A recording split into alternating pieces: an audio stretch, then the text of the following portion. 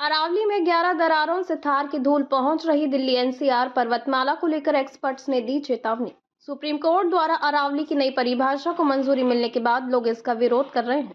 Experts का दावा है कि अरावली में 11 दरारें हो चुकी हैं, जिससे थार की धूल दिल्ली एनसीआर तक पहुंच रही है। नई परिभाषा से 90% अरावली संरक्षण से बाहर हो जाएगी, जिससे पर्यावरणविदों ने दुनिया की सबसे प्राचीन पर्वतमाला अरावली की नई परिभाषा को सुप्रीम कोर्ट की मंजूरी मिलने के बाद लोग इसका विरोध कर रहे हैं। इस बीच एक्सपर्ट्स दावा कर रहे हैं कि अरावली में अब तक 11 दरारें हो चुकी हैं।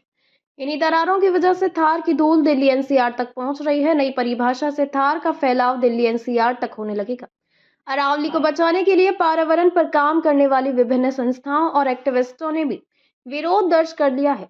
अरावली विरासत जन अभियान के तहत विभिन्न संगठन अपनी बात राज्यसभा और लोकसभा सांसदों तक पहुंचा रहे हैं। सुप्रीम कोर्ट ने अरावली पहाड़ियों की नई परिभाषा को मंजूरी दे दी है, जिसमें कहा गया है कि वही पहाड़ियां अरावली का हिस्सा होंगी जो कम से कम 100 मीटर की हो।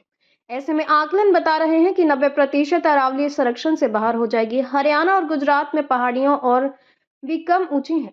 पर्यावरण कार्यकर्ता कैलाश मीणा के अनुसार पिछले कुछ दशकों में 692 किलोमीटर लंबी अरावली पर्वतमाला का विनाश तेजी से हुई है।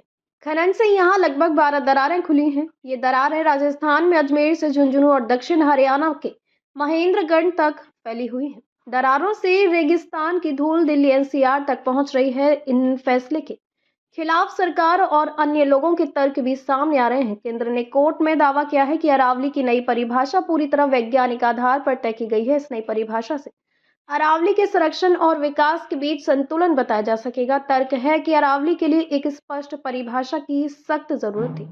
अलग अलग राज्यों में अरावली की अलग अलग परिभाषा होने से नीतिगत भ्रम की स्थिति बनी हुई है। गुड़गांव और उदयपुर में पर्यावरण कार्यकर्ताओं ने अरावली पहाड़ियों की नई ऊंचाई आधारित परिभाषा के खिलाफ विरोध जताया। सुप्रीम कोर्ट ने नवंबर 2025 में यह परिभाषा स्वीकार की। कार्यकर्ताओं ने चेताया कि इससे खनन, निर्माण और वाणिज्यिक गतिविधियों को बढ़ावा मिल सकता है, जो पारिस्थितिक संतुलन के लिए हानिकारक होगा।